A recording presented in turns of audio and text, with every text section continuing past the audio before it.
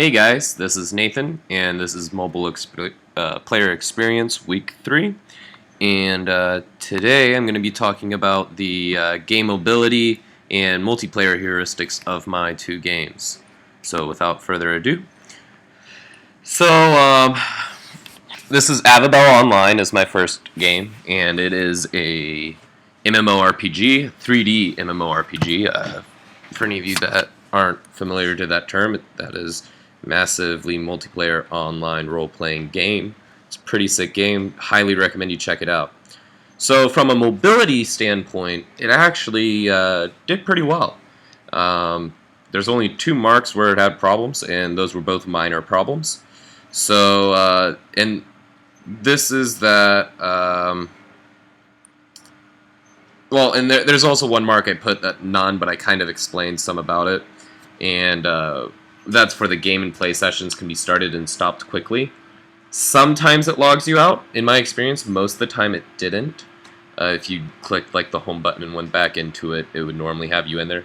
But sometimes if you were gone for a while, per se, it would log you out. I think that's more of a security feature, so I didn't mark it as a problem there. Now, the game does not handle interruptions, calls, and texts where it will pause and save. So it actually logs you out. And that's an automatic thing. As soon as you take like a call, it logs you out. And so that one I did put as a minor, and I still think it might be a safety type feature, just to make sure your account isn't just sitting there. But maybe you have an option where it'll put you into like an AFK mode, or just take you out of the character and not have you have to log in all the way. I think could fix that problem. The other one is the game contrast accounts for screen glare and fingerprints. It works alright, but it doesn't change for glare, and so I put it as a minor problem. And basically just said maybe implement the light sensor to change when there seems to be glare, or even better, have a manual switch somebody can click just for like a high glare mode or an outdoor mode where it changes the brightness levels of what you're showing on the screen. So onwards to multiplayer heuristics. This one only had one problem. It was a minor problem, and that was it occasionally lags. So it doesn't really hide the effects of network problems. And I personally don't feel that there's really a good way to fix this, because it's a 3D MMO, and so it has a lot of details, and it's a pretty darn good one, so it has a lot of players, and you have a lot of players in one area at once. And it handles it pretty well. I don't always have the best network, so it handles it relatively well, which is why it's only a minor problem, but you do occasionally get more lag.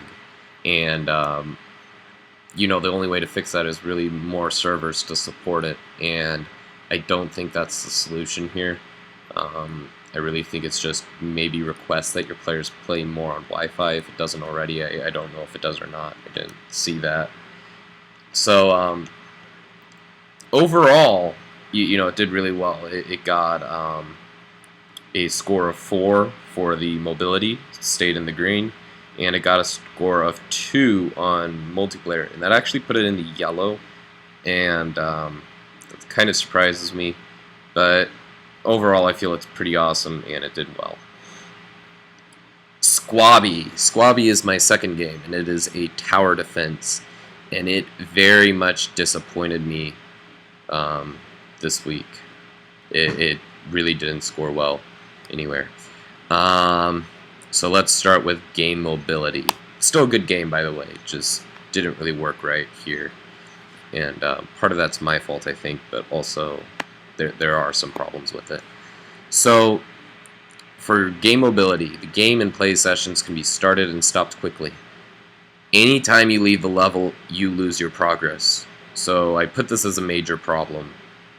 It should have available where you can save at least one instance of your game, if not many.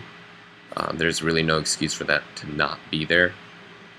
The game handles interruptions, calls, text, or will pause, save the game.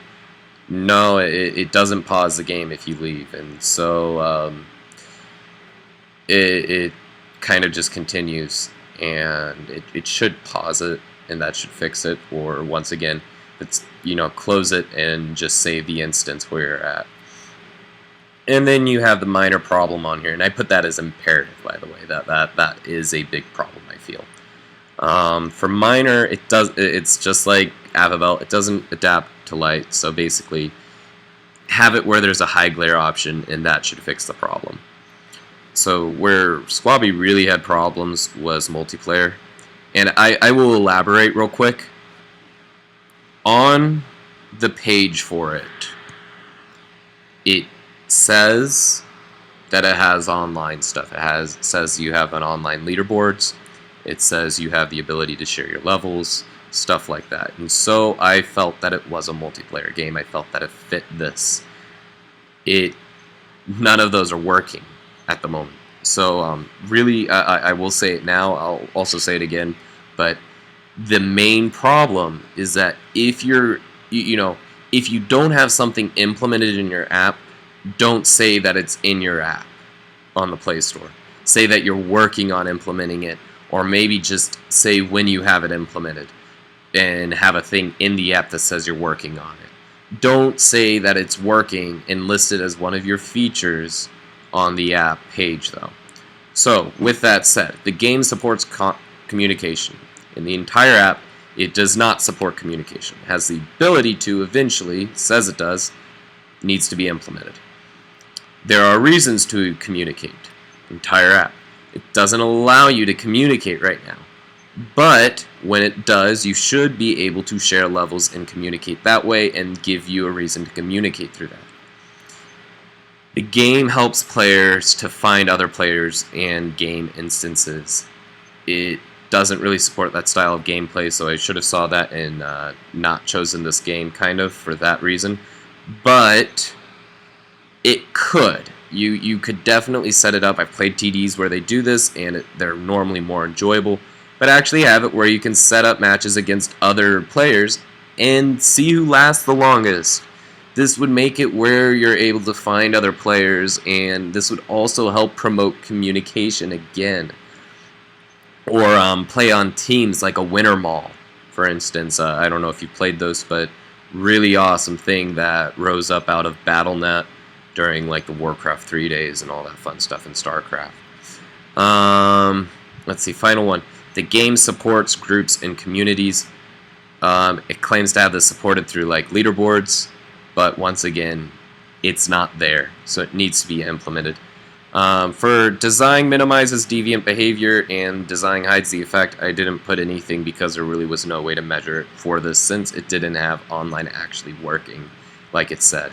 It did have a button that was like a Facebook icon, which led me to believe you could probably share through Facebook and communicate through Facebook. It actually just takes you to the page for the SDK that was used to make this game. So once again, that kind of was a eh. So on game mobility, it scored a 9, which put it in the orange, it looks like. And on multiplayer, it got a 16, which put it into red. So Squabby did not do well this week. It's still a great game, but it really just didn't do that well. Neither games I really felt screenshots supported anything.